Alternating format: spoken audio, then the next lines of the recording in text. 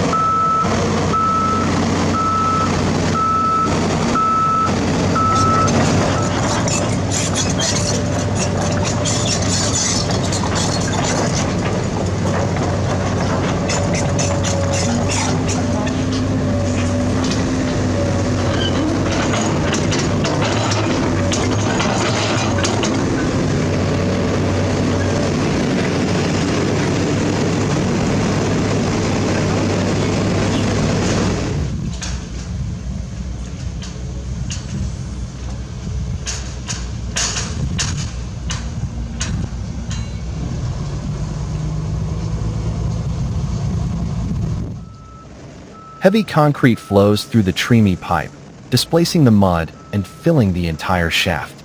The slurry wall held, the pour is clean, and the bridge pier is officially locked into place.